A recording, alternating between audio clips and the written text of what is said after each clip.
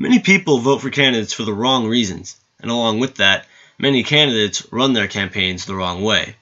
Nowadays, campaigns are built on media bias and donations, which can be bad. Many voters also aren't aware how they can vote or how their votes count. It is important that everyone is informed so that we can get the right people in office.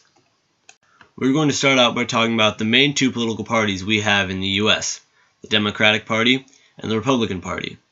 The Democratic Party is a left-wing party that tends to lean more liberal, while the Republican Party is a right-wing party and tends to lean more conservative.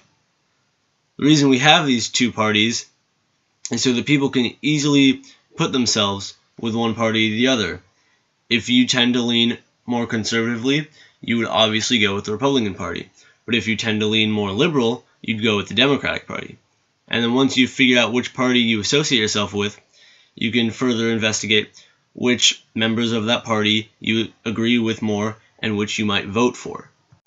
Now, when it comes down to voting for president, we have a Democratic representative and a Republican representative. But how do we vote which one out of the two becomes the president?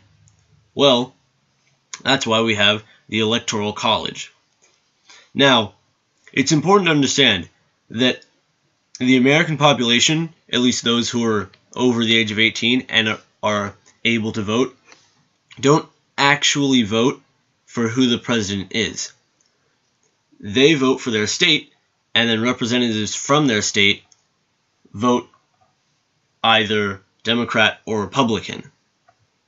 But it's a little more complicated than that.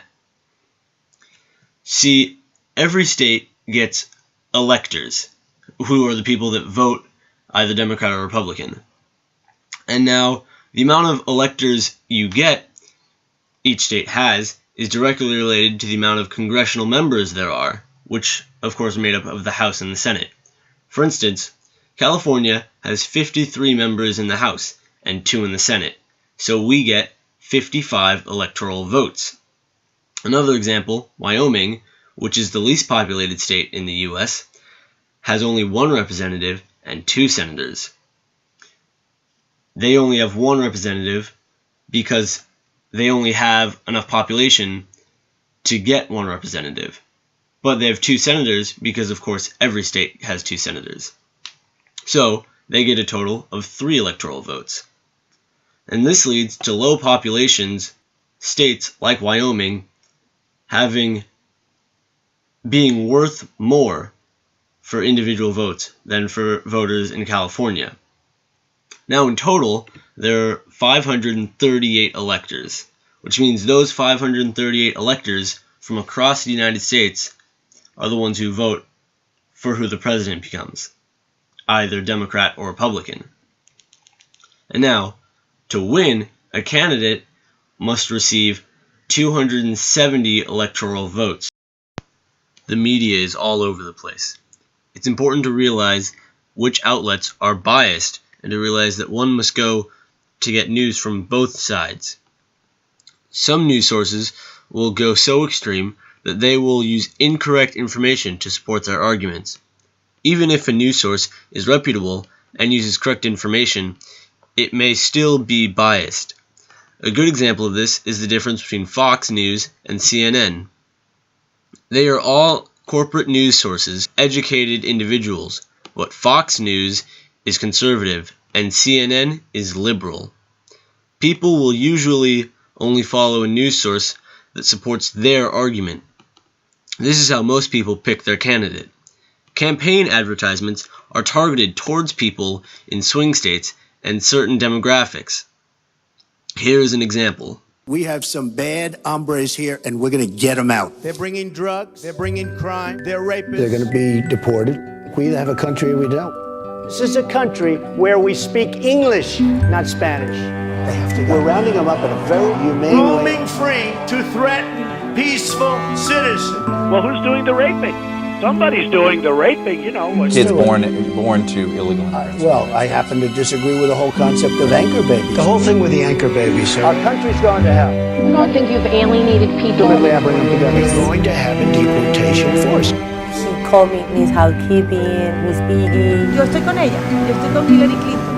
First time I voted my this country. First time for Hillary. All the way Hillary. This year, 27 million Latinos will be eligible to vote. So that means we have a powerful voice and will impact this election.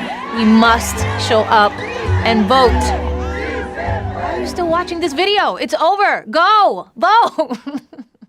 This is the main way that candidates reach out to certain people at certain demographics and areas. One person may see a commercial and tell their group of friends, thus influencing them and the way they vote, even if it's only a very small way. There are many controversies within campaign finance. It is thought that if a candidate receives too much money from a particular donor or special interest, that they will then become a puppet and do only what the donors want them to do. Now we're going to talk about the process for voting in Napa and elsewhere in the US. First, you need to be 18 years or older, you need to be a citizen of the United States, and you need to have lived in America for a total of 14 years. However, those don't need to be consecutive. Then, once you become 18, you need to register to vote, and if you're a male, you need to sign up for the draft. If, for example, you're living in Napa, California, you do not need to sign up for the draft, but you do still need to be 18 years or older, and you need to be a citizen, and you need to sign up through Napa to vote for Napa. Once you've fulfilled these requirements, you are able to vote for things like President of the United States, other congressmen, or laws or things that are more specific to your area. So, in order to make good decisions, one must factor in the many aspects of a campaign. One must also be as educated as possible when voting. It is a very daunting task to educate every voter in the country, but we can all benefit from this, no matter which party we vote for. If all of the aspects of voting are taken into account, then we can finally make democracy great again.